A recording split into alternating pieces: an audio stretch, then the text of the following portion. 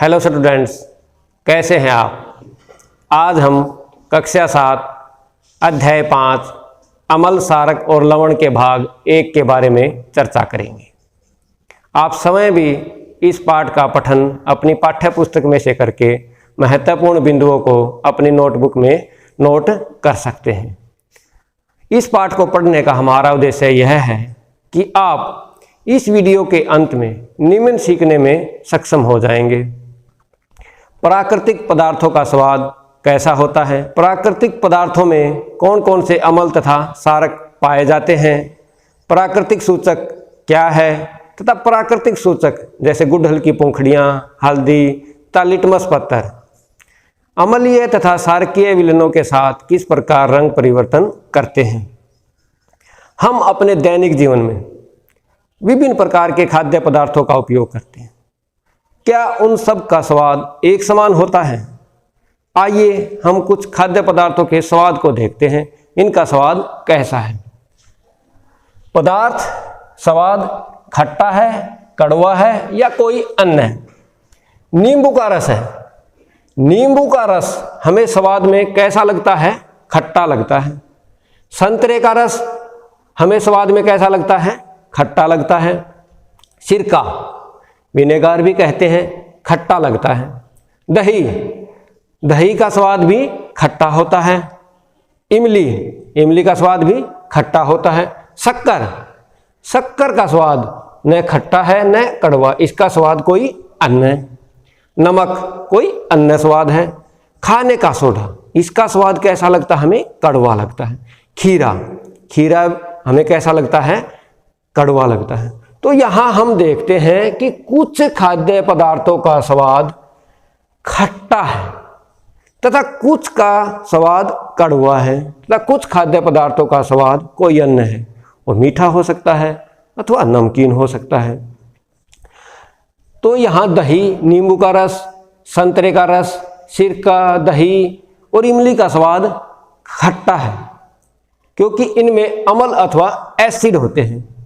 ऐसे पदार्थों की रासायनिक प्रकृति अम्लीय होती है। अब एसिड शब्द है, एसिड शब्द की उत्पत्ति लैटिन शब्द एसियर से हुई है। तो लैटिन शब्द है एसियर से हुई है जिसका अर्थ है खट्टा तथा ऐसे पदार्थों की प्रकृति अम्लीय होती है। आइए कुछ प्राकृतिक पदार्थों को देखते हैं कि उनमें कौन सा अम्ल पाया जाता है। अम्ल का नाम किस में पाया जाता है? एसिटिक अम्ल सिरका में पाया जाता है। फॉर्मिक अम्ल चींटी का डंक, जब चींटी हमें काटती है तो हमारी त्वचा में एक दरार डालती है, उसे हम क्या कहते हैं? फॉर्मिक अम्ल कहते हैं। साइट्रिक अम्ल नींबू कुल के सिट्रस फल जैसे नींबू, संतरा आदि में पाया जाता है, जो खट्टे फल होते हैं उनमें पाया जाता है। लैक्टिक अम्ल दही में। ऑक्सैलिक अम्ल पालक में पाया जाता है। अब खाने के सोडे का स्वाद कैसा है? इसका स्वाद खट्टा तो है नहीं, इसका स्वाद कैसा है? कड़वा है। तो ऐसे पदार्थ जिनका स्वाद कड़वा होता है और जो स्पर्श करने पर साबुन जैसे चिकने लगते हैं, सारक कहलाते हैं तथा इन पदार्थों की प्रकृति सारकीय होती है। आइए कुछ पदार्थों में देखते हैं कौन कौन से सारक पाए जाते हैं। सारक का नाम किस में पाया जाता है? कैल्शियम हाइड्रोक्साइड, चूने का पानी, उसमें पाया जाता है। अमोनियम हाइड्रोक्साइड, खिड़की के कांच आदि साफ करने के लिए उपयुक्त मार्जक में पाया जाता है। सोडियम हाइड्रोक्साइड या पोटासियम हाइड्रोक्साइड साबुन में पाया जाता है। मैग्नीशियम हाइड्रोक्साइड दूध या मैग्नीशियम अथवा मिल्क ऑफ मैग्नीशिया में पाया जाता है। अब हमने ये देखा कि स्वाद के आधार पे हमने पदार्थों को अम्ल तथा सारक में वर्गीकृत कर दिया। क्या हम हर पदार्थ को चख कर उस पदार्थ की प्रकृति ज्ञात कर सकते हैं? यह संभव नहीं है, क्योंकि कुछ पदार्थ विषैले होते हैं। उन पदार्थ की प्रकृति कैसे ज्ञात करते हैं? इसके लिए हम विशेष प्रकार के पदार्थ का उपयोग करते हैं, जिसे सूचक कहते हैं, जैसे गुड़हल की पंखुड़ियाँ, हल्दी तथा लिटमस पत्थर प्राकृतिक सूचक हैं। प्राकृतिक सूचक अम्लीय तथा क्षारकीय विलयनों के साथ विभिन्न प्रकार के रंग देते हैं। हमारे आसपास के प्राकृतिक सूचक, लिटमस एक प्राकृतिक रंग, सबसे सामान्य रूप में उपयोग किया जाने वाला प्राकृतिक सूचक लिटमस है, जिसे लाइकेनों से निष्कर्षित किया जाता है। यह सामान्य विलयन अथवा लिटमस पत्थर लाल और नीले के रूप में पाया जाता है। तो आइए अब हम यह देखते हैं कि जो प्राकृतिक सूचक हल्दी, लिटमस पत्थर तथा गुड़हल की पंखुड़ियाँ अम्लीय तथा क्षारकीय विलयनों के साथ किस प्रकार रंग परिवर्तन करते हैं। अब जैसे ये है नीला लिटमस, ये इस तरह नीली पट्टियों के रूप में उपलब्ध होता है। ये है लाल लिटमस पत्थर। आइए अब ये देखते हैं कि यह अम्ल तथा क्षारक के साथ किस प्रकार रंग परिवर्तन करता है। ये मैंने ट्यूब ली हुई, इसमें सिरका लिया हुआ है। अब सिरके की बूंद मैं नीले लिटमस पत्थर पर डालकर देखता हूँ और देखता हूँ क्या प्रभाव पड़ता है। भाई सिरके की बूंद डाली और मैंने क्या देखा कि जो लिटमस पत्थर है नीला, वो कैसा हो गया? लाल रंग का हो गया है। अब इसमें मैं HCl की कुछ बूंदें डाल के देखता हूँ, हाइड्रोक्लोरिक अम्ल, तो लिटमस पत्थर है कैसा हो जाता है? लाल रंग का हो जाता है। अब इसी नीले लिटमस पत्थर पर मैं नींबू का रस, इसमें मैंने क्या लिया हुआ है? नींबू का रस, जैसे नींबू है इसके रस को निकाला हुआ है। अब मैं इस पे नींबू के रस की कुछ बूंदें डाल के देखता हूँ और देखता हूँ क्या प्रभाव पड़ता है। तो नींबू के रस के साथ जो नीला लिटमस पत्थर है वो भी लाल रंग देता है। अब इसमें मैंने खाने का सोडा लिया हुआ है और इसको देखता हूँ नीले लिटमस पत्थर पर इसका क्या प्रभाव पड़ता है खाने के सोडे का।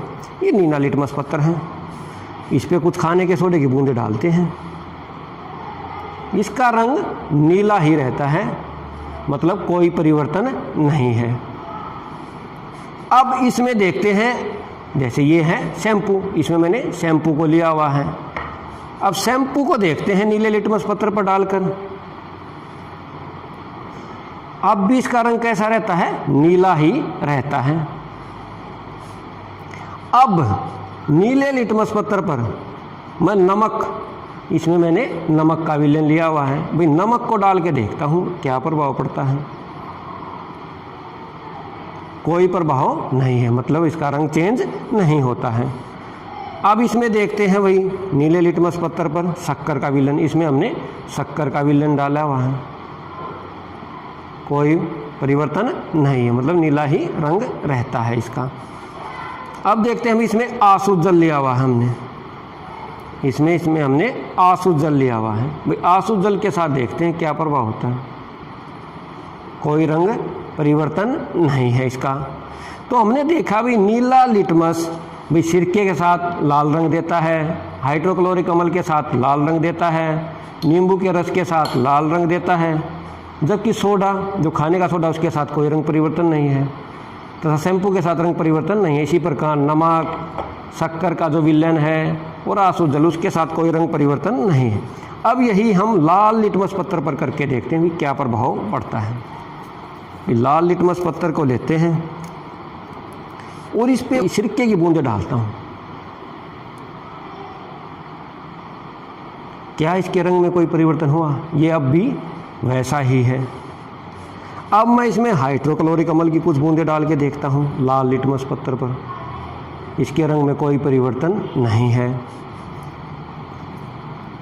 अब देखते हैं इसमें नींबू के रस की बूंदें डाल के देखते हैं, भाई नींबू का जो रस है कोई परिवर्तन नहीं है, लाल का लाल ही रहता है। अब हम इसमें खाने के सोडे की बूंदें डाल के देखते हैं भाई लाल लिटमस पत्थर पर। ये खाने का सोडा है, इसकी एक बूंद डाली, इसका रंग कैसा हो गया है? नीला हो गया है। जो लाल लिटमस पत्थर है वो खाने के सोडे के साथ नीला रंग दे रहा है। अब शैम्पू की बूंदें डाल के देखते हैं भाई ये क्या लिया हुआ हमने? शैम्पू का विलेन। कैसा रंग दे रहा है? नीला रंग दे रहा है। तो खाने के सोडे तथा शैम्पू के साथ नीला रंग दे रहे हैं। अब देखते हैं भाई नमक के साथ देखते हैं भाई कैसा ये जो लाल लिटमस पत्थर है कैसा रंग देगा। इसमें हमने नमक को लिया हुआ है, कोई रंग परिवर्तन नहीं है, लाल का लाल ही रहता है। अब हम देखते हैं शक्कर का विलेन। बीच में हमने शक्कर का विलेन लिया हुआ है, कोई रंग परिवर्तन नहीं है, लाल का लाल ही रहता है। अब देखते हैं भाई इसमें आंसू जल, कोई परिवर्तन नहीं है। तो यहाँ हमने क्या देखा? जो लाल लिटमस पत्थर है वो सिरके के साथ कोई रंग परिवर्तन नहीं करता, हाइड्रोक्लोरिक अम्ल के साथ कोई रंग परिवर्तन नहीं करता, नींबू के रस के साथ कोई रंग परिवर्तन नहीं करता, जबकि खाने के सोडे के साथ यह नीला रंग देता है। तथा शैम्पू जो साबुन का विलेन है या शैम्पू का विलेन उसके साथ भी नीला रंग देता है। तथा नमक, शक्कर तथा आंसू जल के साथ कोई रंग परिवर्तन नहीं होता है। तो यहाँ से हम एक चीज़ सीख चुके हैं कि जो नीला लिटमस पत्थर है वो अम्ल के साथ लाल रंग देता है, जबकि जो लाल लिटमस पत्थर है वो क्षारक के साथ नीला रंग देता है, जबकि नमक, शक्कर तथा आंसू जल न तो नीले लिटमस पत्थर के साथ रंग परिवर्तन करते हैं न ही लाल के साथ। ये उदासीन विलेन कहलाते हैं। आइए अब दूसरे प्राकृतिक सूचक हल्दी को देखते हैं। भाई हल्दी कैसे रंग परिवर्तन करती है? हल्दी के लिए मैं हाइड्रोक्लोरिक अम्ल की कुछ बूंदें, सिरके की बूंदें डाल के देखता हूँ हल्दी के विलेन पे। क्या इसके रंग में कुछ परिवर्तन है? कोई रंग परिवर्तन नहीं है हल्दी के साथ। अब इसमें हाइड्रोक्लोरिक अम्ल की कुछ बूंदें डाल के देखते हैं, क्या रंग में कुछ परिवर्तन हुआ?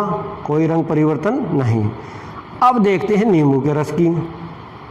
नींबू का रस डाला, क्या रंग में कुछ परिवर्तन है? कोई परिवर्तन नहीं है। अब मैं इसमें खाने के सोडे की कुछ बूंदें डाल के देखता हूँ और देखता हूँ क्या प्रभाव पड़ता है हल्दी के साथ। ये तो लाल रंग देता है। खाने के सोडे के साथ हल्दी कैसा रंग दे रहा है? लाल। अब देखते हैं भाई शैम्पू के साथ कैसा रंग दे रहा है? इसके साथ भी लाल रंग दे रहा है। तो यहाँ हम क्या देखते हैं? जो हल्दी है जो एक प्राकृतिक सूचक है वो अम्ल के साथ कोई रंग परिवर्तन नहीं करता, जबकि क्षारक के साथ यह लाल रंग देता है।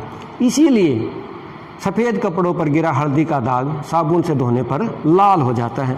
आइए देखते हैं क्या ये नमक के साथ भी कुछ रंग परिवर्तन करता है? कोई रंग परिवर्तन नहीं है। भाई शक्कर के विलेन के साथ कोई रंग परिवर्तन नहीं है। अब देखते हैं भाई आंसू जल के साथ कोई रंग परिवर्तन नहीं। तो हमने यहाँ सीखा भी जो हल्दी है वो अम्ल के साथ रंग परिवर्तन नहीं करता, जबकि क्षारक के साथ यह लाल रंग देता है तथा लवण के साथ भी रंग परिवर्तन नहीं करता। गुड़हल की पंखुड़ियाँ लेते हैं, इनको पानी में उबालते हैं और इनको तब तक उबालते हैं जब तक इनका रंग न निकल जाए। हमने जो गुड़हल की पंखुड़ियों को पानी में उबाला था उसको एक ट्यूब में अलग कर लेते, उसका रंग निकल के आ गया। अब इसको हम अम्लीय तथा अक्षार के विलनों में डाल के देखते हैं इसका रंग कैसा। जैसे HCl है, मैं इसमें कुछ इसका रंग डाल के देखता हूँ कैसा रंग देता है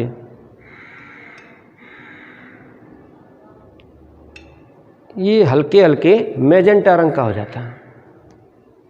अब मैं इसी को अक्षार के विलेन में डाल के देखता हूँ। भाई ये हमने क्या सोडियम हाइड्रोक्साइड खाने का सोडा लिया हुआ है,